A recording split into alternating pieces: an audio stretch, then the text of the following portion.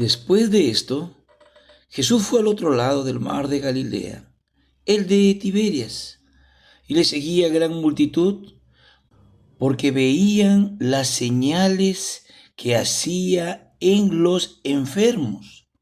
Entonces subió Jesús a un monte y se sentó allí con sus discípulos. Y estaba cerca la Pascua, la fiesta de los judíos. Cuando alzó Jesús los ojos y vio que había venido a él gran multitud, dijo a Felipe: ¿De dónde compraremos pan para que coman estos? Pero esto decía para probarle, porque él sabía lo que había de hacer.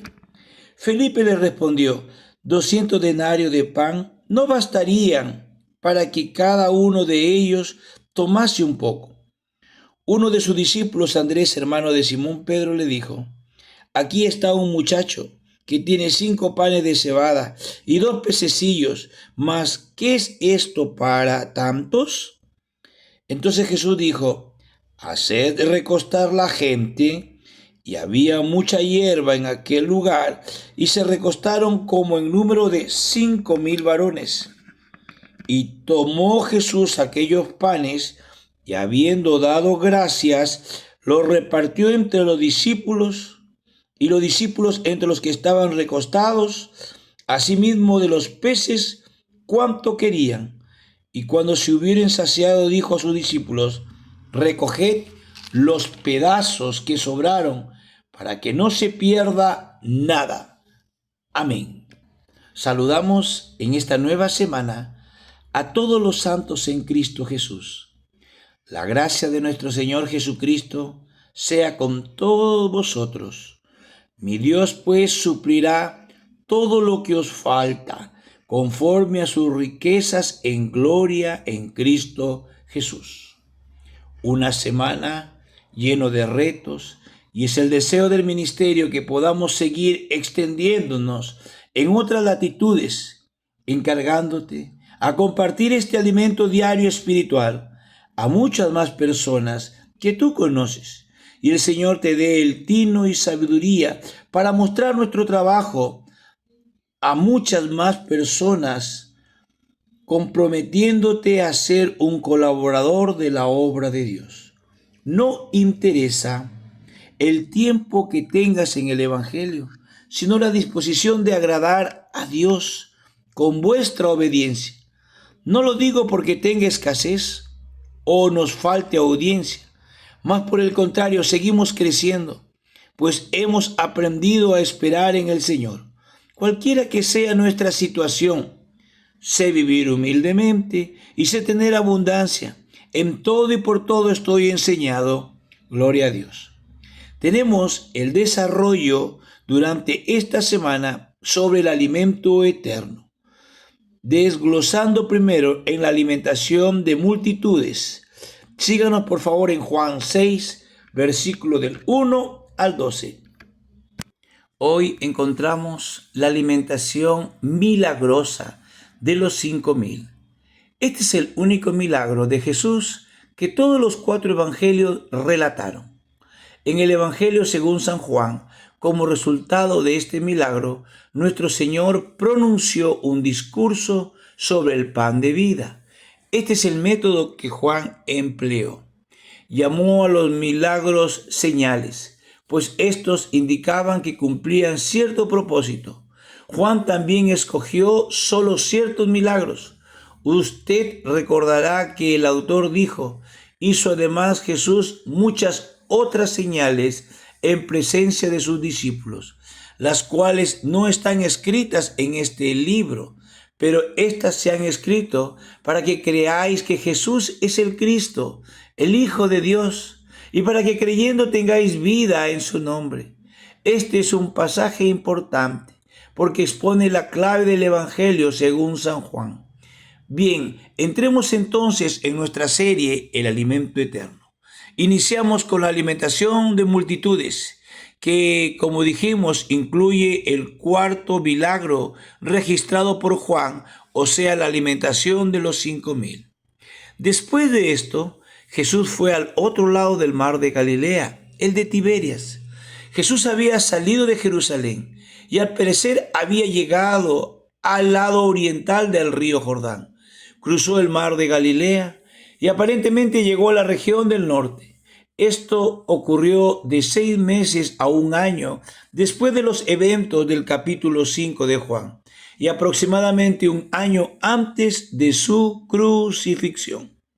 De esta manera, Juan explicó que Jesús, el que vino de la gloria del cielo, el Verbo que fue hecho carne, el que habitó entre nosotros, caminó junto al mar de Galilea y fue hasta Canaán, a Nazaret, a Capernaum, en Betsaida, a Jerusalén, a Decápolis, etc. Por eso leemos aquí que Jesús se fue al otro lado del mar de Galilea.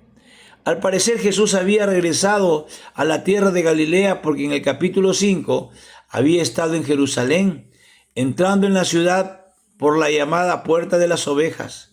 Por tanto, hay cierto periodo de tiempo transcurrido hasta nuestro capítulo en estudio, cuando Jesús fue al otro lado del mar de Galilea. Y lo seguía una gran multitud, porque veían las señales que hacía en los enfermos. En verdad, esta gran multitud no creyó en él como para recibir la salvación. Vemos que no confiaban en él. Habían escuchado de aquel que hacía milagros y la gente se asombraba. La gente tenía interés en sus milagros y quería hacerle su rey porque les había alimentado. Pero, estimado oyente, la misión de Jesús no consistía en restaurar nuestro cuerpo físico, sino restaurar nuestro espíritu muerto por el pecado y tener ahora comunión con Dios, la cual perdimos en el Edén, porque Él quiere ser el Rey y Señor de nuestras vidas. Este es el motivo por el cual Juan había dicho en el principio que Jesús no tenía necesidad que nadie le informase sobre el ser humano, porque ya sabía lo que había en él. No se fiaba de la multitud en Jerusalén, ni tampoco de esta multitud que ahora se reunía alrededor de él.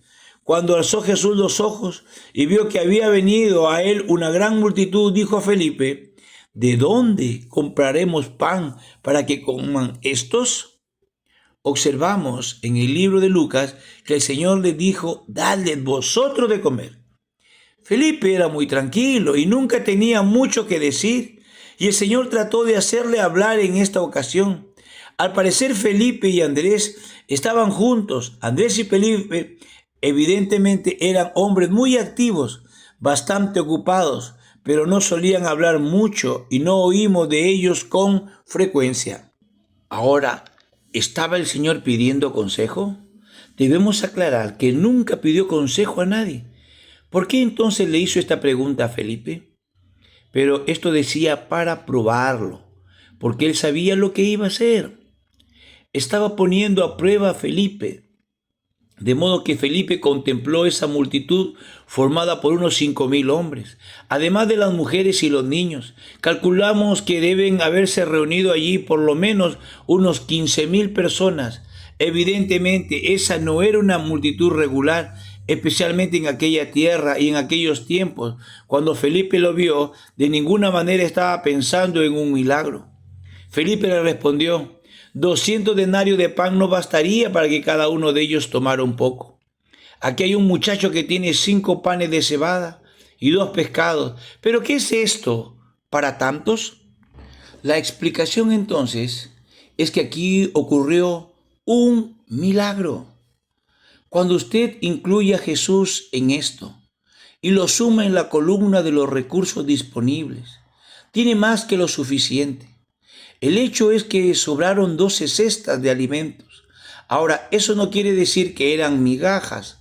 Hay quienes creen que quizás una persona mordía un bocadillo y al ver otro más grande ponía el primero a un lado para coger el más grande. Y así los pedazos serían aquellos sobrantes que habían sido comidos parcialmente. Pero eso no fue así.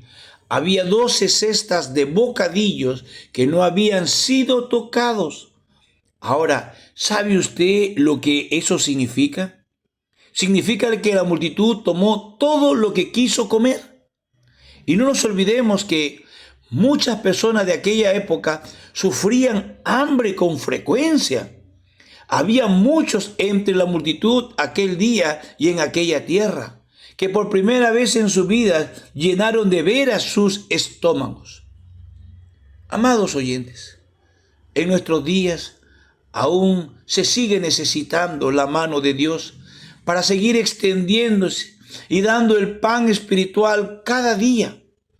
Él hace posible el poder suplir costos de transmisión, pago de licencia anuales de software que empleamos, apoyo de materiales de limpieza que se lleva a centros penitenciarios, Alcohólicos Anónimos de Lurín, pasajes para cubrir transporte y muchas otras cosas más.